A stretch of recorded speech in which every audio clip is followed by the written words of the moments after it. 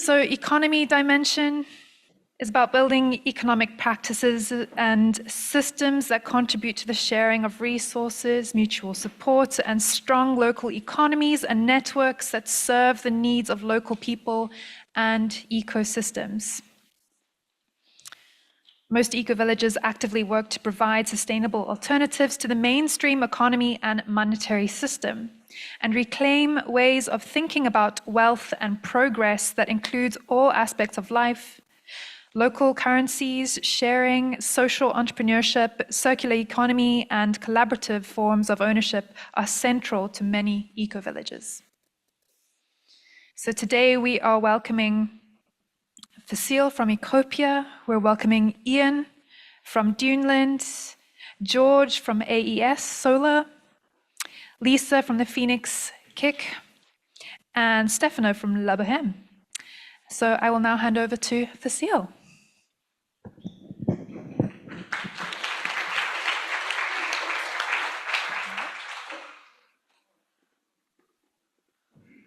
Thank you, and thank you, Jonathan. I think you've nailed it while you're doing your presentation. The bucket concept just fits in perfectly, and I think that will allow to explain a bit more of what Ecopia does, so that from the financial perspective, you get to understand how we are actually stopping the leak in the bucket of the community finances. So Ecopia was 23 years old. It was created in 2001. Like the beautiful thing about this community, there's history element why it was created. 23 years ago, the Phoenix wanted to obviously buy out the Phoenix shop from NFD. And at that time, they were looking at a very creative way to do it and to introduce community buyout. So they came out and created Ecopia. So then therefore raising the finances they need in order to buy out the NFD. And then that, I would say, is our first community buyout. And the beauty of 23 years old entity as an institution is what we've been trying to do for the last 23 years. We became very creative with it because I think that was the first instrument for the community to realize actually what we need to do is start to raise the finances we need for different projects internally, so that avoids us from having to go out there and raise the money that we need. So our main objective, we have a long list. In short, our objective is to raise financial resources to help the communities and social enterprises in Moray, and that's to allow them to become more resilient and self-sustaining. And self-sustaining is our key model internally, and anything we do internally we make sure is resilient and also sustainable financially. The backbone of Ecopia, it's members. It's one of the vehicles that we provide for the community to invest in itself, which makes it a very much of an ethical investment. Being an ethical investment, and then the word is an investment, we need to create some sort of confidence from the members and the community members that whatever money they're putting into these projects is secured. And what we specialize in is to make sure any of the projects and investment we raise has the security it needs, then therefore people's pensions that they put into the community projects always goes back to them. In terms of the bucket that Jonathan was talking about, our bucket is the fact that we don't go externally to raise the money we need. We raise it from the community members, and then therefore our beneficiaries are those who used the projects, where there's tenants and affordable housing, the shops, etc., or the people that are investing in it. So the interest that we pay out every year stays locally. So the investment, everything from raising the money to the interest that goes out, gets locked, majority of it, to the local economy. And I think that's a very huge thing to point out. So when you're thinking about investing in your community, this is one of the many ways of doing it. Of course, donations and grants are always an option from our perspective when we're looking at projects, but there's also another investment way of doing it. So instead of investing elsewhere in banks, and there's many ways of investing your money in this country, actually think about local. And it's our job to make sure there is confidence in it, to make sure it's secure for you, And this is one of the things that we've been specializing for the last 23 years, so that our members feel the confidence in investing in their community, knowing the fact that their money is not at risk.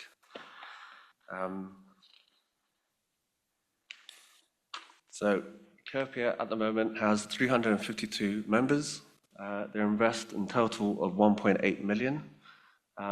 We have in total invested in the community in various projects of around about 2.3 million.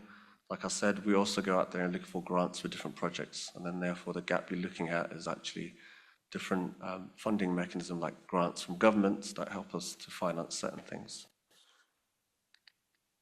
So, Ecopia owns its own assets. We own the Hive, which is the social enterprise building, and the Trees for Life, also next to it. Majority of them were grant funded, and as one of mechanism from Ecopia perspective, how do we encourage social enterprises? In the first instances, you need to create the space for them. And that was our first method of experimenting how we can do that. It's been really successful, which is really great for the Hive. It's a beautiful building, as you can tell.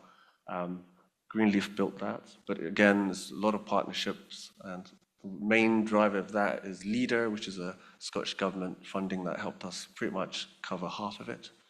We're very proud of the Hive. So the other building we own is the Moray Arts Centre. This is very much about historical projects in the community. When community organizations go into crisis mode because they can't maintain their debts, we've been fortunate enough to help the Arts Centre. It's another way of them to survive. They focus on what they're very good at, which is actually doing the art side of things.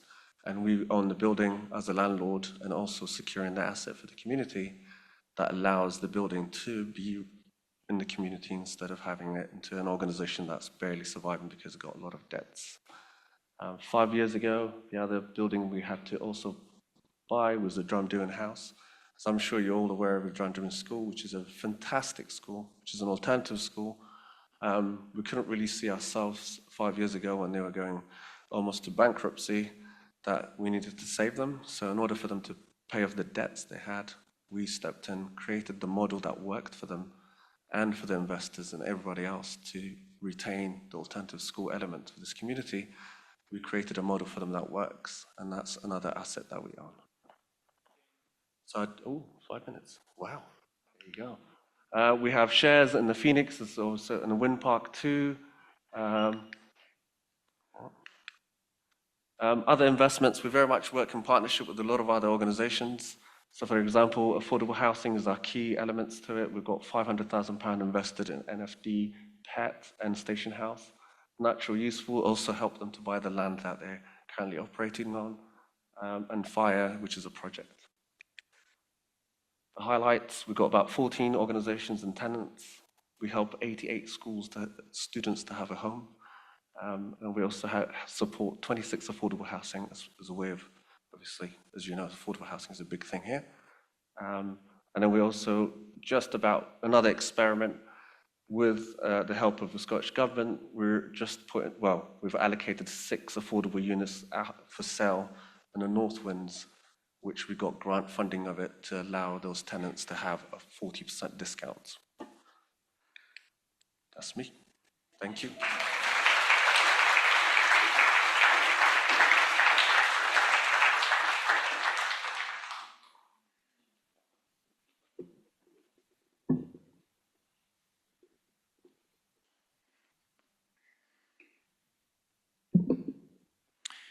Thank you, Fasil. Thankfully, we'll see if I can keep the time myself. Some of the stuff Fasil's covered, so I won't have to cover again. So, I'm currently Executive Chair of Duneland Limited. Duneland's been going for 27 years, longer than some would have hoped, but I'd like to hopefully demonstrate that we've done some good things in that time. The strapline that you get at the bottom of the emails from most of us: social enterprise to steward the land and develop sustainable community within the park Ecovillage at Findhorn. So I'm going to break this down a little bit. Steward the land, that's definitely a core part and was very much the early activity of the company. And of course, for those of you who are not aware, I think I'm going to take a page from Jonathan here. This will be easier for me. You know, the estate that Duneland purchased in 1997 was really huge. Basically from here we are to the Universal Hall, all the way out to the sea. And within 2 years, almost half of that was put aside with the Findhorn Dunes Trust in order to create a very large conservation area. Now, of course, since then, Duneland and largely the work of Jonathan and others facilitated the creation of the Hinterland, what is now the Hinterland Trust. We will hear more from that later. And they now manage the land. It's one of my happy moments, holding a chainsaw up there. That's basically in between our settlement and the Dunes Trust. And it's a much more kind of active management than the rest of the Dunes Trust currently. Of course, the Green Burial has become a significant community asset in that process. And the nature education that Findhorn Hinterland Trust has done is incredible. And none of that would have been possible had not some visionaries gathered some people together back in '97 to make it happen. And of course, we've also, in stewarding the land, held space for within the settlement amenity land like the dancing green, the fire pit, and made sure that they stayed set aside to allow them to be used into the future. And with this kind of, with that area in the middle of a housing area, included with the other kind of interstitial bits of the settlement, we are really trying to, and there are a lot of inspiring aspects, including people as far away as other parts of Scotland, who really appreciate the new model of kind of nature and human integration that we're looking to do in the winds. Whoop, okay, that, all right. It's supposed to play a video on click. Okay, that explains. So anyway, if this video were working, this would be a whole day of lichen translocation compressed into 1 minute there. And it was literally the last weekend where we felt safe to do anything before lockdown. And we had up to 40 people helping take lichen into a designated place that will stay within the settlement area in perpetuity. And showing that the model of nature and human integration is working with things like nature corridors. This was taken at 8:30 in the morning outside the hive on Friday morning. You know, they're still kind of hanging out with us. So to move over to develop sustainable community, I'm taking Steward the Land with it because I think stewarding the land is an important part of developing sustainable community. Co-housing has been a key aspect of what Duneland has sought to do, creating smaller communities within the wider community for that social cohesion that can be built with it. Affordable housing, Vasile has already covered, but there's been a lot of groundbreaking work that the Duneland development has allowed for, and hopefully models, including the new affordable for sale moving forward, that we can continue to use to continue to increase our amount of affordable housing. And of course, you know, a lot of investment has gone into the roads, the pipes, the wires, all the bits that help keep the place going. Including being able to do things like home zone style of roads where we don't have pavements, where there's curves to the road, and permeable parking spots to experiment. And sometimes they work and sometimes they don't work. With the experimentation, the next development has a large, has a microgrid that's going to be very cutting edge. And then of course, we've done a lot of community consultation. We've also welcomed a lot of people to live in the community, with more still to come, many of whom are in the room as I speak. And last of all, I think none of this would have happened but for those people who have put their money into the process. And I think the whole community should really give gratitude to those people that have allowed this to happen through putting their money where their vision is. Thank you.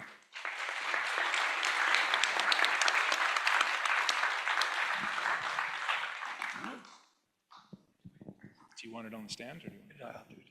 Where do you push the thing? Which is forward.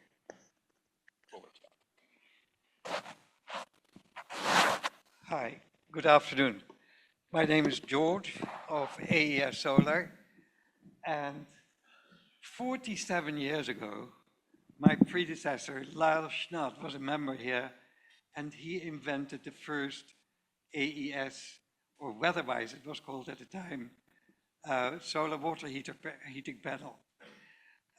It was, I believe, the first NFD company.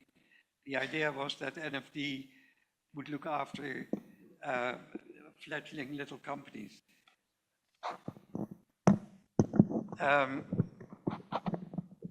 Thank you. However, the little company took off, and it was decided to take it out of the foundation, and Lyle started manufacturing the solar panels. He also diversified into central heating and cavity wall insulation. And when I came here 38 years ago, the foundation decided to change the whole picture of the company and drop central heating and cavity wall insulation. And I took it on me to grow the solar panel manufacturing. At that time, we were still the only solar thermal manufacturing company in Western Europe.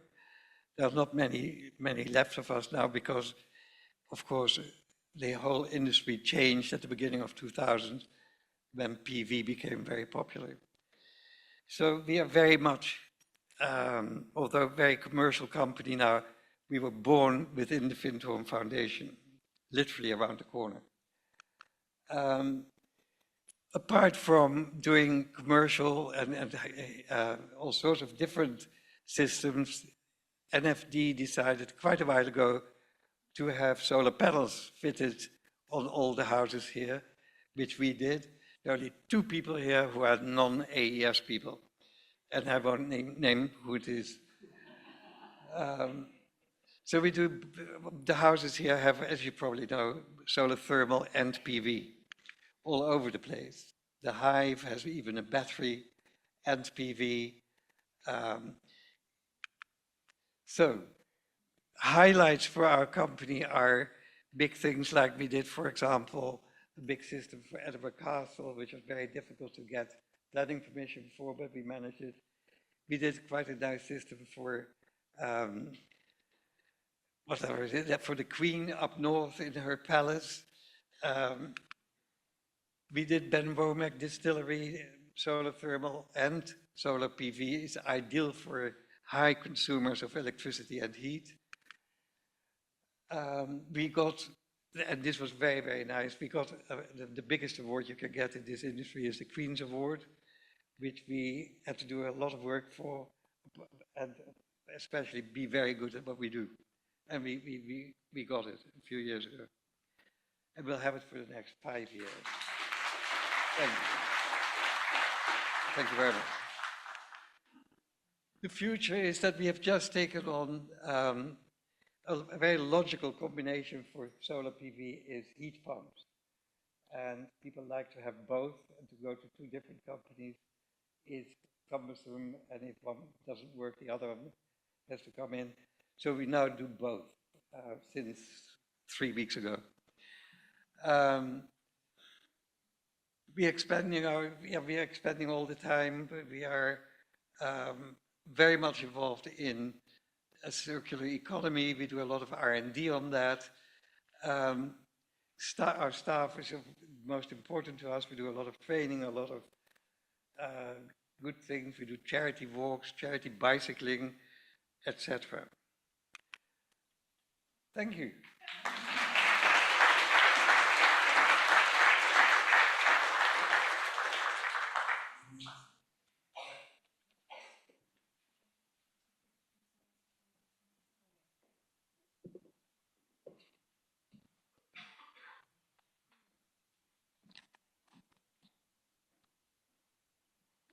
Need that bit higher.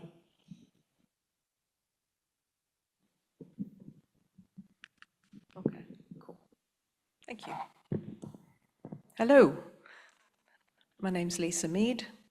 I remember, wherever Jonathan is, back that episode that Jonathan talked about it was 2009, when the whole community came together to make sure that the shop and cafe didn't go under at that time.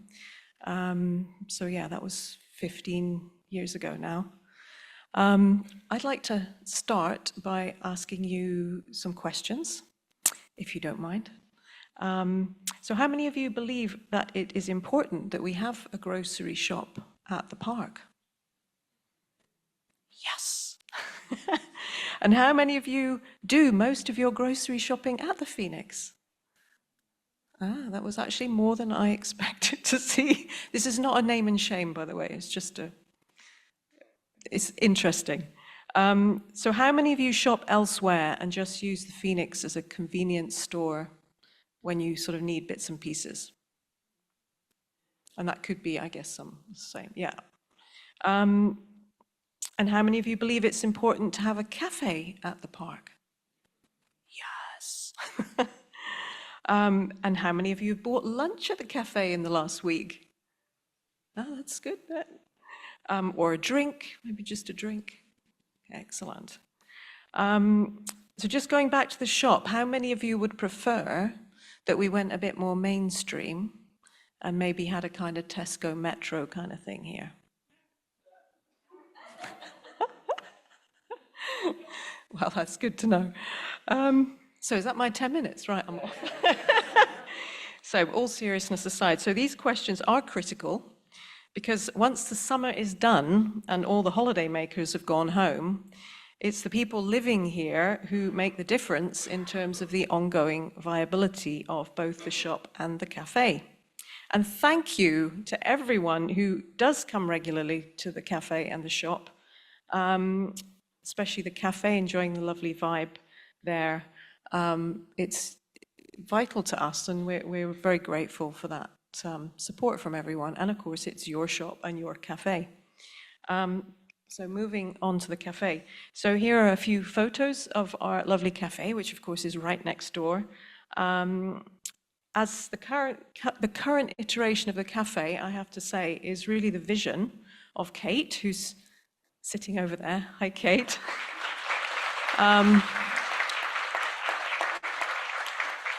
The fact that we now have a great new menu in the cafe, the fact that we serve breakfasts, the fact that we have an incredible staff team, the fact that we are now able to cater in the downstairs kitchen for events and workshops, this is all thanks to Kate. So, yeah. And the lovely food is thanks to our wonderful crew of cooks led by Antonia, who's also from Ukraine. She did a great job. One of the photos there in the top corner, you can't really see her, but she's at the back. That was the Ukrainian night, the wonderful Ukrainian night we had on Friday. So thanks again for that. So the cafe is dedicated to vegetarian and vegan food, and is for the most part organic. I say for the most part because occasionally you can't get the organic product you need for a particular dish, but the commitment is to organic. Right, I'll move on because we don't have too long. So the shop is currently an eclectic combination of food store, bookstore, gift store, bit of clothing, bit of this and that. For several decades, the shop has specialized in organic foods. And last week, knowing I was going to be doing this, I thought I better check how many organic products we stock. It's currently around 1,100 different organic lines. So that's out of a total of about 2,200 food product lines. So that's about 50% of the food products we stock are organic, which is, I think, our unique selling point as a shop. And we're also committed to stocking local supplier products, of course, as part of our ethos and part of what makes us maybe a bit different. We started offering bulk dispensers around 6 years ago, before it became kind of fashionable. And we have I think we have 24 whole food dispensers. And this is interesting. So recently, Birgit helped me do a review of the pricing, and you'll see the yellow prices are showing where the Phoenix is cheaper, yes, than Tesco if you buy from the bulk dispensers. The pink ones are just showing where you can't get organic at Tesco. Obviously, it's a different picture. If you look at non-organic, we're not competing there, as it were. Although I did notice that our oats, our porridge oats, are cheaper than Tesco's non-organic porridge oats. Interesting. So don't all rush at once. Anyway, I'm almost done. So the challenges we face, well, they are many. I mean, retail and hospitality in general are under intense pressure due to a number of factors. Interestingly, 45% of UK hospitality operators have actually had to cut capacity or their opening hours just due to staff shortages. And we haven't had to do that, certainly not yet anyway. But I know that recruiting has taken up a significant amount of Kate's time.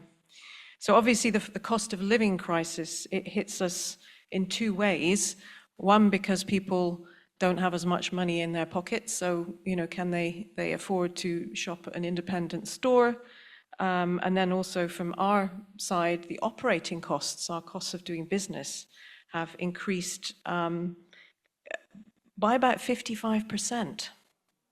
Insane.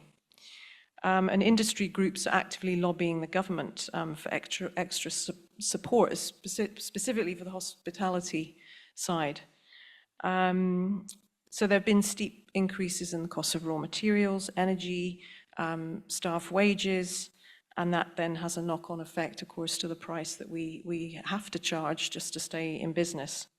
And at the park, we have our very own specific challenge, which is the departure of the Findhorn Foundation and all their workshop participants. So in its heyday, the foundation was bringing about 3,500 people per annum in terms of extra visitors to the park. And we've lost big time because of that. So the opportunities, well, I don't really have time to do that, but at 1 o'clock, I will be in the foyer, lower foyer, as part of the local place plan discussions. So anybody who's interested to look at what the opportunities might be are very welcome to come and also give me their ideas as well. So I'll probably be there for about an hour from 1 o'clock. And I'll leave you with our lovely phoenix bird and my, oh crap. Oh, sorry, Facile, that wasn't meant to be. Sorry, guys, that was actually, that's Ecopia's plan B. Just in case, Anyway, there we go.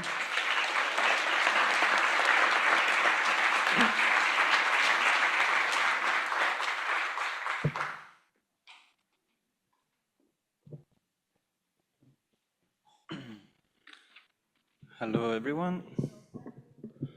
I am Stefano. I'll be representing La Bohème today. A lot of the things that has been said now in terms of challenges, especially when it comes to hospitality here in the park, is the same for La Bohème. We are a pizzeria and Italian restaurant. We are located in quite a strategic area. We are literally at the entrance of the park. So most likely everyone coming into the park today have driven past the Phoenix. It is quite an interesting history, like the ones of La Bohème. Even I myself, I don't know all the things happening in that building, but it started quite a long time ago as the lollipop shop. So if you look at the structure, and you can see it on the top right image, there is like the big unit on the right side used to be the theater of the park. And the left building where now is located La Bohème, that used to be the lollipop shop. So people before going to the theater, going to a show, they were just stopping there and buying some candies and other food for the shop. It turned into a bakery with a new owner coming in. I think it was David from the bakehouse, and started turning it into a bakery. Afterwards, it started selling hamburgers and rolls. And then with the new owner coming afterwards, it started taking the path of a pizzeria. It was still very different than how it is today. There was no porch outside. The space inside was even smaller, and I can assure you the space inside is very small. And then, Merit and Fazil, with his partner as well, started taking over La Bohème and running it as a pizzeria, doing crepes as well. And it was about 7 years ago when my business partner, Gianluca, moved up here and decided to take over the business and started converting it even more into a pizzeria, increasing the space inside, adding a few things outside. And a couple of years ago, I joined the business as a business partner, and we turned it into a limited company. So nowadays, La Bohème Catering, because we do catering services as well, is listed as a limited company. Who do we work with? It's mainly, well, again, I connect to what she was presenting before. During summertime, we work a lot with the tourists. We work a lot with the caravan park, especially. It's literally next to us. We provide food to them, but there is potential to do more. Having more time, it would be nice to implement, again, as we were doing a few years ago, breakfast, and having agreements as well with them for offering them something even nicer. We work a lot with the community. There's especially the Sunday being like the community point. There's a dance happening just outside of the La Bohème, which makes it so that after the dance, there's a lot of people, especially with the sunlight, just gathering there, and it turns almost into a community center. It's really nice to be there and see a lot of people coming by. And we support events. Before helping the foundation, but now after the foundation is not organizing events anymore, there's many other smaller events organized by privates, and we support them with food. We kind of made a name for ourselves, even in the local towns, Kinloss, Forest, Elgin, so there's people coming. They know we offer really amazing food, and we are also very much specialized on gluten-free offers, which makes us, an interesting option. What I'd like to mention before ending my 5 minutes is more about the next steps. So especially for the people living here and knowing us, they know that we are going through a transition. I myself will be leaving the park by November, moving to Valencia for a new adventure. So it's still a little bit unsettled and uncertain what is going to happen to La Bohème now. I decided to divide it in two sections, the business structure and the building, and I will explain you now why. Starting with the business structure, we are a limited company, and we are considering even the possibility of having La Bohème, like structuring La Bohème as a new kind of organization where there might be more community involvement, such as, for example, a KIC. That's a path we are exploring at the moment. And therefore, hiring a manager or apprentice and having more people from the local area becoming involved. It's a lot of work, and so far, Gianluca and I have been doing most of the work, and we definitely need more help. Building, and I will finish with this. I list the building because the building is quite a key issue of La Bohème. It's a very old building, has been there for a long time, so there have been a lot of conversation regarding retrofitting it or perhaps tearing it down and building something new. So these are the two options. One option for La Bohème would be to retrofit it. Here are a couple of sketches and drawings and make it a nicer space with perhaps more sitting area, or even tearing it down and building something new that can then serve the community as well as a new place for having delicious food and generating some revenue. So I'll leave you with this. Thank you very much.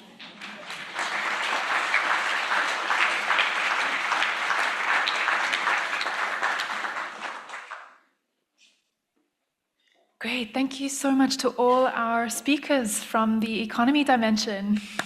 Thank you.